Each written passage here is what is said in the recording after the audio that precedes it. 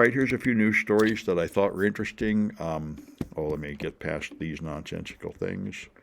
And so IceBlock was the app you could use to report where ICE agents are, and of course, Kristi Noem and the Trump administration regard this as tantamount to terrorism, daring to opposed the will of ICE, and so Apple just rolled over and removed it. And this has been the whole lesson of the Trump administration, which is extremely clear now.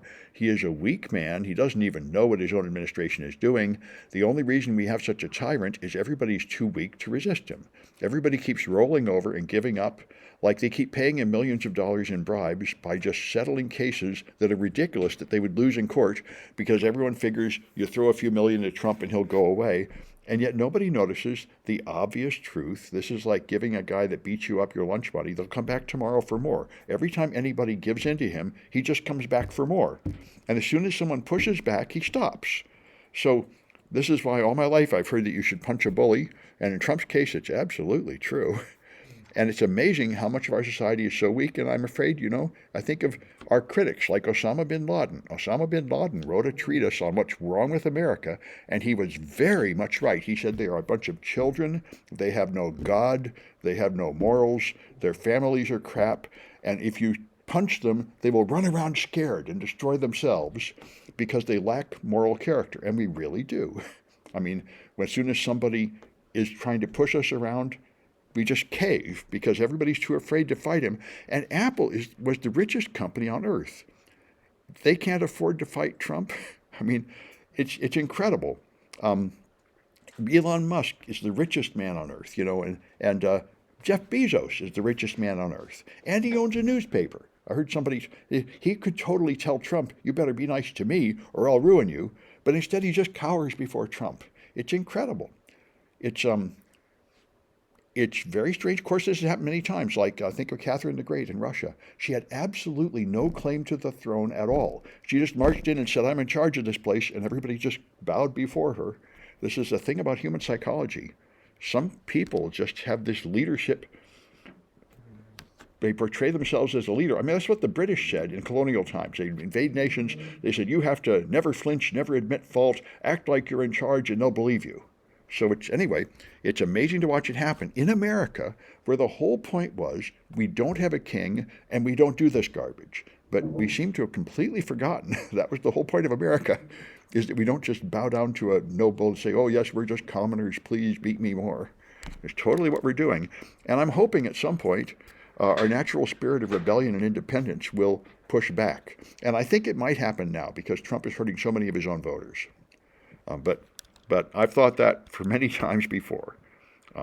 It's an interesting psychology experiment. How much can you beat people before they finally stand up for themselves?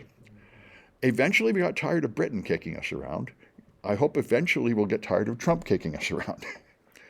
Anyway, so Trump is inciting the generals. He told the generals, didn't say a word about China or our possible adversaries, said the real adversaries are the invasion from within, and what I want your military to do is to invade blue cities and attack our own people.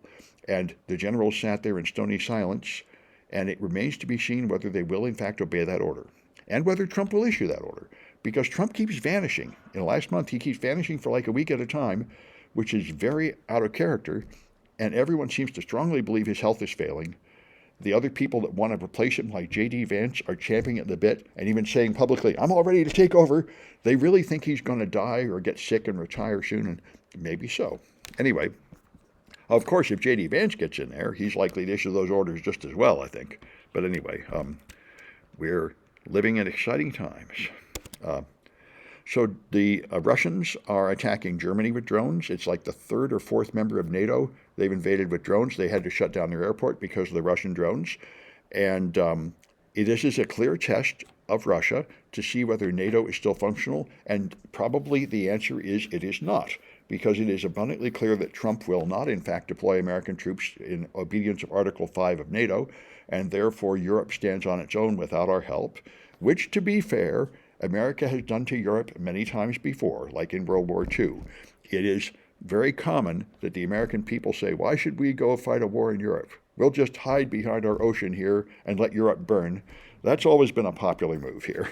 Anyway, so Germany managed to put up some kind of drone wall, which kind of reminds me of the Bastille wall that didn't work. But anyway, they think they're going to put up some kind of radar wall that will shoot down drones, which is important from a technical point of view. Drones are really important now, and nobody really knows how to stop the drones. And that's they're cheap, and you can send thousands of them, and if even a few of them get through, they do a lot of harm. So it's this is modern warfare, and somebody does need to find a good way to stop a bunch of drones coming in. Right now, there isn't much of a good way. If you shoot them down with standard anti-aircraft missiles, it's real expensive. It costs you a lot more to shoot them down than it costs the enemy to send them in, which is not a winning strategy. Anyway, let me stop.